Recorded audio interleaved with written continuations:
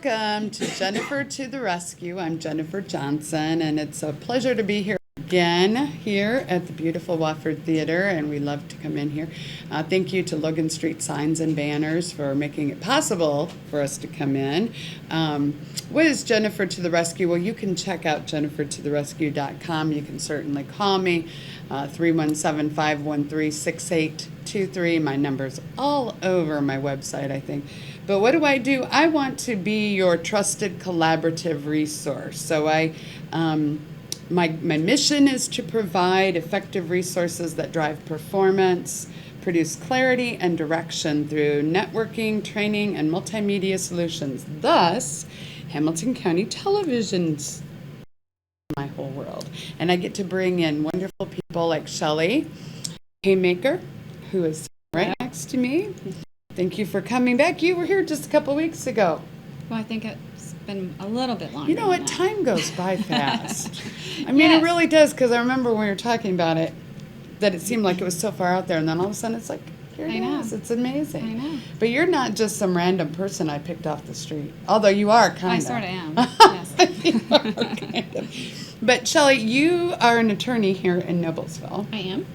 Is that the right, you don't say lawyer? Or is Either one. It doesn't Either matter. one. They're interchangeable. That's right. Pepsi, Coca-Cola, Yeah, whatever.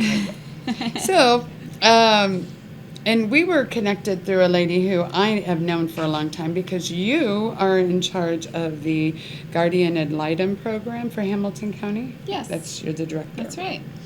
And you know what you want to talk about, but tell us a little bit about you again. Tell us, you're here in Noblesville. You live in Noblesville? I live in Hamilton County. Hamilton. I don't live here in Noblesville. Oh, that's fine. I don't either. But I've been practicing law in Noblesville for over 20 years. Oh, really? So, yes. Wow, I don't know if I asked you that last. It doesn't seem like you're old enough to do that for 20 years. It goes has by. been over 20 years. 20 years.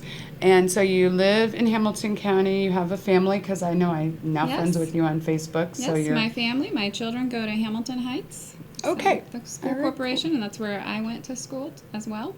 cool. So you are now, now I don't know that this is not a new thing. You've been the director of the program for a few years, right? Since 2001.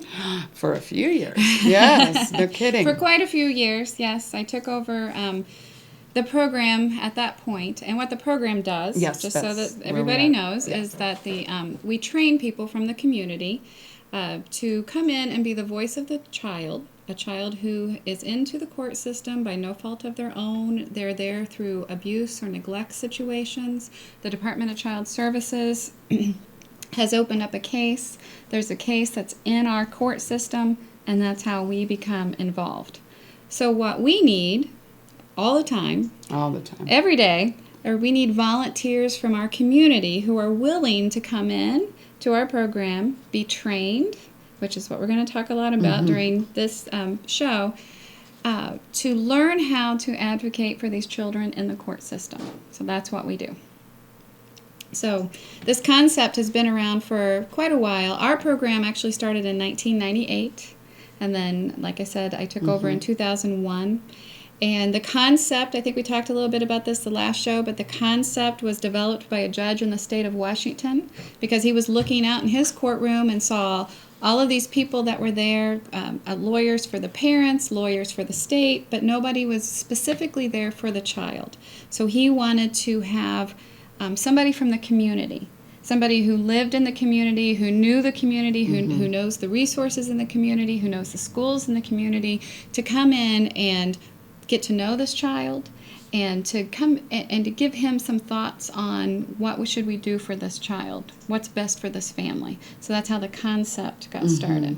So that's what we train you to this day to do, is to go out into the community, to meet the child that you're advocating for, or the children, because there may be siblings in that group, to be able to meet the parents, to be able to see if the child goes to school, where do they go to school, where does the child live, how does the child function behaviorally, all of these issues. That's what we're needing volunteers to do, because we can't do it ourselves in the program. There's children that need our help, and so we have to have people from the community to come in and help us. So that's how we all began. How you began. And it That's was in 1998, and then you took over in 2001. I guess, I don't know where in my notes I know that there was actually legislation, right, that was passed that said you have to have a CASA, or a, what is that, court appointed? Right, a guardian ad litem, which we call a GAL, or a court-appointed special advocate, which we call a CASA. The names are, they basically are the same. All it means is you're advocating in the court system, and for our sake, you're advocating for children in the court system. And yes, in 2005, I believe it was, our legislature passed a law that said every single child who is in the court system and has a case has to have one of us appointed to the child as well. So we are sort of the, we like to call it the eyes and ears for the judge. We go out and see things that the judge can't see. We hear things that the judge can't hear. We go sit down on floors and play with children. We see what they live in. We sometimes smell what they live in. Right. I mean, those are all the things that we do as an advocate because we're going out there. The judge never gets to see these things. The judge will never show up at the child's school to go see the child. We do. So we come in and we're the voice and we're the eyes and the ears of the court because they can't see it. So we kind of come and help assist the court in being able to see into this child's life. So there is, I know when you were here before, and I don't know, I can't remember the numbers, but you had more kids than you had volunteers. Right. Since I was here before, I think at that time we had advocated for 60 new kids in our county. We carried over 134 kids from last year. We've added now, as of today, 70 new children that we're having to advocate for, and sadly, we have 33 children that are now on our wait list. That number was lower the last time we were here. Right, it was something. We don't have any new advocates yet, so we're up to 33 children that need an advocate from our community to come in and advocate for this child in court. So I guess my question would be, and we're going to take a break here in just a minute, and you're going to talk all about the training and all, but what do they do with the kids that are on the waiting list? I mean, they're a case doesn't stop, right? No, the case still keeps going, and luckily we have two very wonderful attorneys in the program that they are the attorneys for the advocate. But when we don't have an advocate, then the attorneys have to step up and keep tabs on the children, find out where they're at, be able to talk to the Department of Child Services caseworker, and advocate on that child's behalf until we can get a volunteer in. So we are going to talk in depth here with training that you're doing coming up very soon. Yes, we have training beginning September 30th.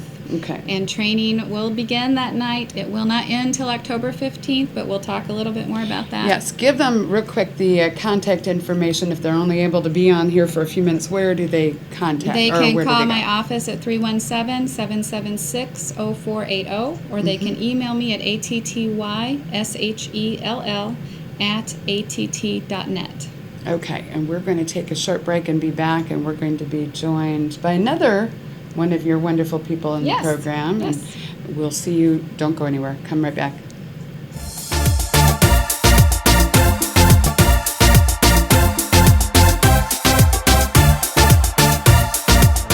You know, when Margaret and I decided to sell the old estate here, we had only one choice in signage. Logan Street signs and banners. Conveniently not located on Logan Street anymore, but rather located on 10th Street on the south side of Noblesville. Well, we sold the old beauty, and we were able to buy this wonderful estate.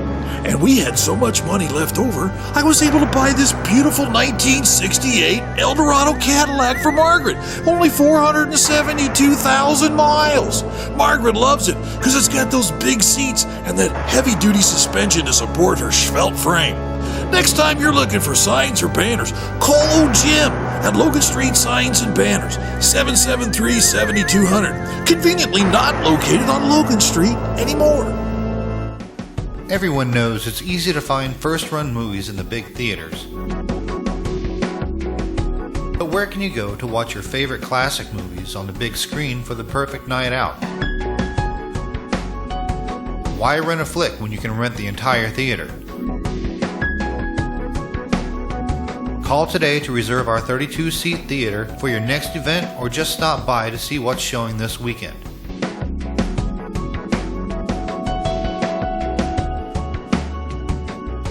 The 14 by 7 foot screen and the high quality digital surround sound system offers all the expect from the big theaters with a laid back atmosphere and comfortable seating of your own home. Wofford Theater at 1744 South 10th Street in Noblesville gives you the classic movies you want with a big theater experience.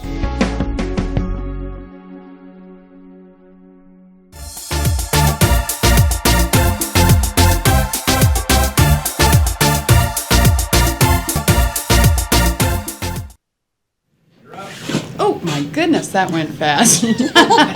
Welcome back to Jennifer to the Rescue. I'm Jennifer Johnson. You can check me out at jennifertotherescuewrittenout.com. Not writtenOut.com. You know what I'm talking about. jennifertotherescue.com. You can also call me or text me at 317-513-6823. And thank you to Logan Street Signs and Banners for being our wonderful sponsor. We're always here. I'm always here with different guests, although Shelley has been here a few times and probably will be back. Might even be starting her own show. My goodness. Maybe. It's kind of scary. No, I'm just kidding. It'll be a wonderful show. And we aren't kidding about her starting a show, so keep your eyes on Hamilton County Television. It'll be coming up soon. But Shelley Haymaker is here with the Guardian ad Litem program for Hamilton County. You're the director. I am. And we are joined by a wonderful lady who wore pink as well. Isn't that awesome? Must have been the color of the day. And Dana. But you take it away, Shelley. Oh, all right. This is good for I really appreciated Dana because she was like, hey, on Saturday, I think, you want to join me on the show on Tuesday? So she said, sure, we can make this work. So this is Dana Larbus. She is an attorney here in Noblesville, has a law practice here. But in addition to her law practice, she also helps through the program, and she's one of the attorneys. We have 2 attorneys who are in the program specifically assigned to represent the volunteer advocates that we get from the community, and so that everybody has an attorney. So if you volunteer and you become one of our advocates, you're not having to walk into court by yourself, you're not having to try to figure out where to sit, you're not having to try to figure out what to wear that day, you're not trying to figure out when should you talk or when should you be quiet. You will have an attorney with you through that whole process and through court and leading up to court. Any questions that you have along the way, we have an attorney that we assign to every single person. Okay, not a waste of a question, but you actually help them decide what they're going to wear? Well, if they have a question, can they wear their shorts or jeans to court? We can say no. You might want to wear a little business casual. But you don't court. help lay out their clothes. No, we don't do that. No, we don't Skype with them the night before and figure that out. Stop by the house. I just thought it was okay. Go ahead. I was not trying to be silly. I was just like, that's an interesting point. All right. Well, Dana has been with the program. We were trying to decide that, but we believe it's been at least 5 years that she's attorney in the program with us representing the advocates, and before that she was volunteering for the program. So she has a heavy burden to bear because, as we talked about in the last segment, when we don't have enough of the community volunteers coming in, then Dana is one of the 2 people that get to keep tabs of all those children, those 33 kids that are on the wait list right now. She has to share that with the other attorney to kind of keep tabs of them and figure out what's going on with them, figure out when their court is, and all of that, right? Right, keeps us busy. I would think. And we have cases of our own on top of it, so it keeps us humble. We have to practice what we preach in our training as well and represent children. So the more we have volunteers to help pick up the cases as our voice for the children, the better off we are. And we can do the legal role and help the volunteers themselves. So talk a little bit, Dana, since you've been doing this now for 5 years. I haven't been doing your particular job, so you can talk to this a little bit more. But as the attorney for the advocate, what do you do for them? Well, one of the things we were talking about is we do the training initially to get the people up to speed to understand what a guardian ad litem does. And once someone has become a trained volunteer, then we are there whenever they want to call. When someone gets a case initially, the volunteer will pick up the phone and say, hey, could you tell me a little something about this? Sometimes myself or my counterpart will have already done some monitoring of the case. We can bring them up to speed. And we often are the first point for the volunteer to find out contact information about maybe where are the children. It's really important for the volunteer to know where the children are. So we'll tell them where the children are. We will. Well, because where the children are, sometimes they're not with the parents anymore, and they're in foster care, and so we need to know who are the foster parents and where do they live and how do we find the children, right? Yeah, very true. And see, I'm jumping ahead, and a lot of times the volunteer will slow me down just like that and say, hey, wait a minute. But the children in our system, like Shelley said, may still be in their parents' home, or they may be with a relative, or we may actually have to find out if they're in a foster placement. And the volunteers will want to know from us not only where can I find the children, but who in the Department of Children's Services should I contact to get some more information. Because the volunteers don't just work with the attorneys or with the program, like Shelley was saying, they have to anticipate going to the children's school, talking to the caseworkers that are involved, sometimes even talking to other professionals that are working with the children. So they have such as doctors, counselors or doctors, right? Exactly. Sometimes they're even involved in some kind of after-school activity with their church. We may want to talk to those people as well. So I mean, we touch every aspect of a child's life that we can to give a complete picture to the court as to what's going on in this child's life. Sure. So going back to your question, sorry, I got long-winded. We will help the volunteers with anything they need, not just the legal aspects. We obviously have to guide them on what needs to happen in the courtroom, how to behave, when to, and I mean behave in what courts have very formal processes, and not everybody's been in a courtroom, so we try to make them feel comfortable. So if you're lucky, you haven't been in a Yes, courtroom. to be blessed that you haven't been in. Yes, Exactly. So anything they have a question with, we're there for. That's wonderful. And I think that that's where our training becomes very important, and what all that we do in training, and I think we'll use the next segment to talk about all the different aspects of the training that we have coming up September 30th. It starts September 30th. The training is during the evening time, so it'll start at 5:30 in the evening. It goes until about 9 o'clock each night. Sometimes when some people are training without me, they'll end up early and let them out early. She's pointing at me. Hey, we're just fast learners. 5:30 to 9 is the typical time, starting September 30th, and then that will go for a 3-week span. It won't be every single evening, but it will be 9 evenings during that 3-week span, to where we end up on October 15th finishing that night with our training. It has to be 30 to 32 hours of training, which is why we go so extensively. And in that time, just like the show, it goes really fast, and we never have enough time to train everything. It seems like we always seem to want to train more, but the training is in the evenings. I used to do some on the weekends, but I had enough complaints about that we just do the evenings now. And it is what I like to call cumulative, which means you have to come every single training. It's not where you just get to pick one of the 9 nights and show up that night. Sure. It is all the nights add to each other, so the things you learn the very first night start making sense by the 9th night that we do the training. So it's important. Why don't you, before our break here, give them the 2 websites that they're maybe seeing. Can you see it? Well, no, I can't see it from here. I don't have my glasses on. Oh, sorry. It's www.hamilton or Hamco Gal Program. I'll let you do it. All right, .com. Since she started that. And then, but also, and Hamilton County is part of a statewide program. So for the statewide website, it would be www.childadvocates.net. But for Hamilton County specifically, what you gave works. Okay. Well, we're going to be right back. We still have more to find out from Dana and Shelley about how you can get involved in the training. And we'll talk to you soon. Don't go anywhere. We'll be right back.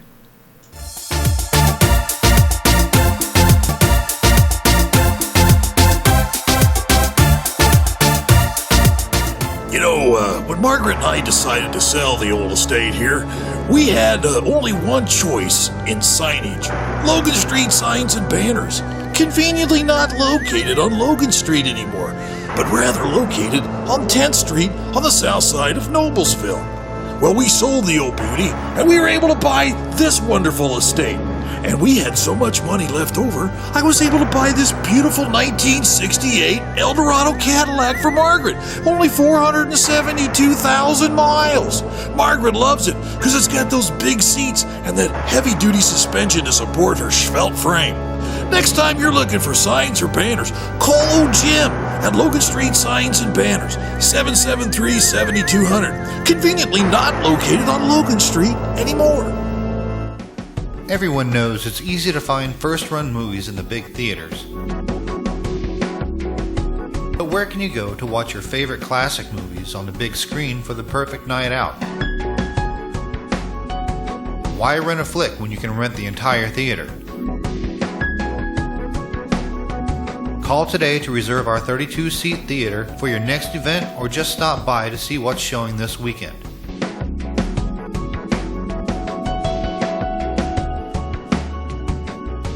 The 14 by 7 foot screen and the high quality digital surround sound system offers all the amenities you would expect from the big theaters, with a laid back atmosphere and comfortable seating of your own home.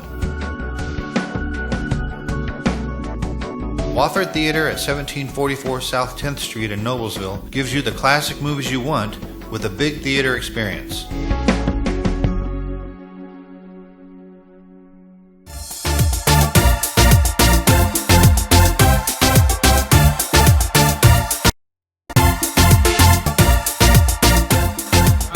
We're back, and it's already, boy, this show's just flying by. It's so fun when we have such great information to share and we don't have enough time. I guess that's good, because that means you'll have to come back, or you'll have to have your own show. I'm Jennifer Johnson, Jennifer to the Rescue.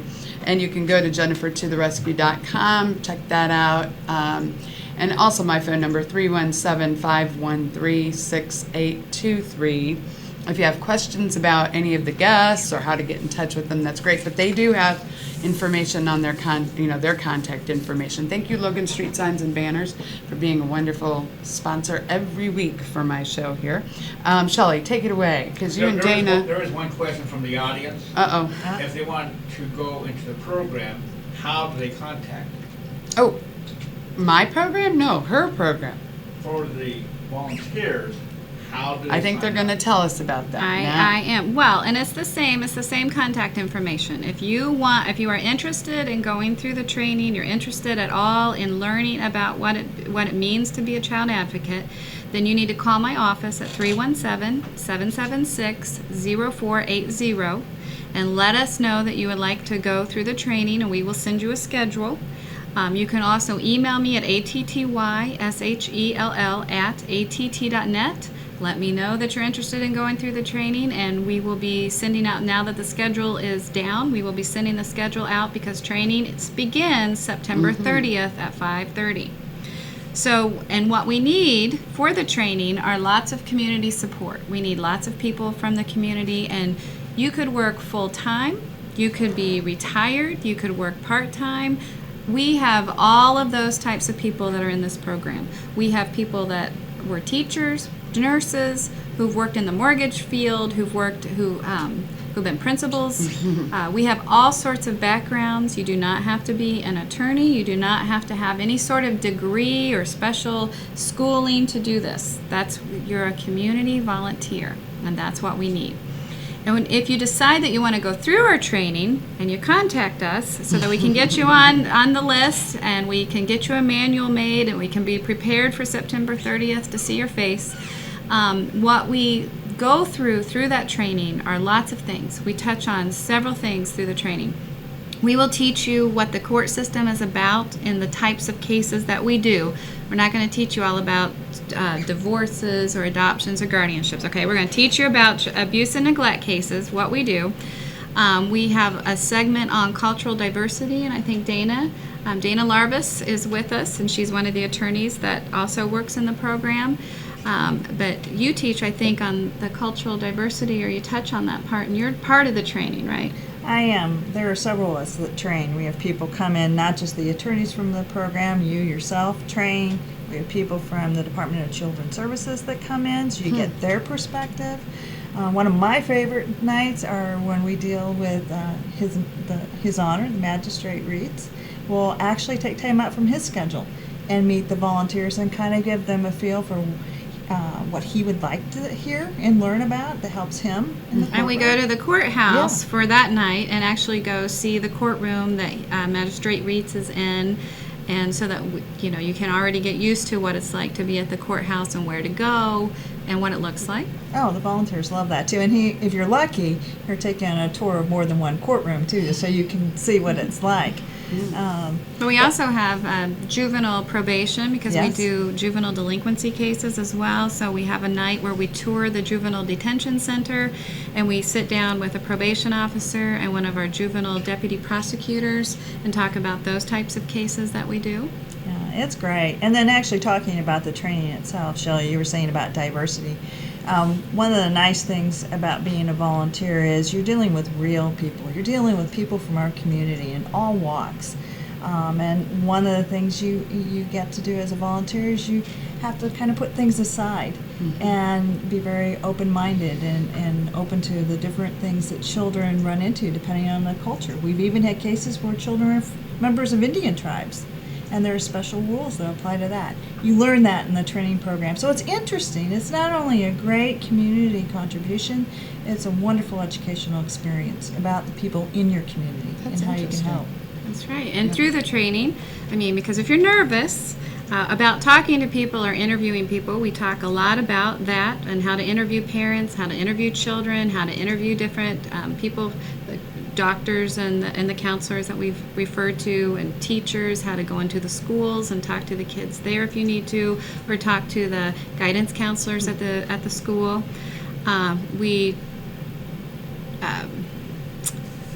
teach you all the different agencies that we deal with, like Dana had referred to earlier, but it's also sometimes tricky on how to deal with all the different agencies that we work with, so we kind of give you some tips on how to do that. We are always on to being professional in what we do, and dealing with everybody professionally, dealing with everybody honestly, and just looking at everything that you can from a child's perspective, because the last thing that the child ever wants is to be removed from their parents. And when they are removed from their parents, it's traumatic. It's sad and it's hard on them, no matter what they've been through. Even if it's abuse of any kind that they've been through, their removal from what they know, where they live, what they're used to, is traumatic. So that's where we need your help in coming in and looking at all of those sorts of things for the child, and helping the parents realize that they can get different help from the community, they can get different services, so that they don't have to be in the system anymore. That's the hope, that the parents get it together and get their problem solved, whether it's a drug issue or an alcohol issue or an abuse issue with the child, that the parents learn, and they learn how to have a happier home, so the child can go back to that home and thrive in it and not be the subject of an abuse or neglect case again. And Shelley, if I can bring up one other thing that's really important with the volunteers we're looking for, and we're always looking, even if we don't have a training going on, please feel free to contact our offices and let us know you're interested. Yes. There is no shortage of need. No, I'm sure. We put your name on a list and let you know when the next training is. Exactly. And life happens, so we do have turnover with some of the gals, but one thing we really try to stress in training is this isn't for everyone. It's a great opportunity, but we need people that are willing to be committed, because it is definitely, we may be the most constant thing in these children's lives for a period of time. So That's right. It's a very important role. Right. If you do come through our program and you do complete the training and you decide you want to advocate for a child in our program, we tell you that this could be a several month-long commitment. This isn't just a few weeks and the case is over. This is a long time commitment. And we always want, our goal is that when we assign you to the case, that you see the case from the beginning until the end, until this child is either put back with their parents or put into an adoptive placement or a long-term guardianship placement. But until the case ends, we want you part of that. So real quick, to go through the training though, you must be at least 21 years old. We will do a criminal background check on you and a child protection services background check on you. You have to complete the training. It is cumulative, like we talked about, and you have to be committed. Well, time just flew by. Just amazing. One more time, Shelley, give us the, and thank you, Dana, for coming today. It's really cool to, I'm excited about what you could be doing on Hamilton County Television to make this, to grow the program. Or to the awareness. The awareness. You got to be doing that. That's how we do it. Give them the contact information one more time for you, and then we will let them go, and I'm sure you'll see them again soon. All right. Well, if you're interested in going through training, please contact me at 317-776-0480. You don't have to talk to me personally. You can talk to my assistant, Robin, and just tell her that you're interested in having the schedule for the upcoming training that begins September 30th sent to you. Or you can email me at attyshell@att.net and let me know that you're interested in training, and Robin or I will get the schedule sent off to you. Very good. Thank you so much for being here. Thank you. We're going to let you go for this week. A lot to think about, and definitely search your heart and get involved if this is calling to you. So thank you, Jennifer to the rescue. I'm signing off for this week. See you next week, and we'll see you both, I'm sure, very soon on Hamilton County Television. Thank you. You're welcome. Thank you. Have a good week.